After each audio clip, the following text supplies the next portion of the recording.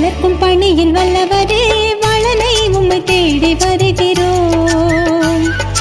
உருவாக்கி மகிழ்ந்திடும் உத்தமரே சூசையே உந்தன் கையில் எம்மை தருகிறோம்.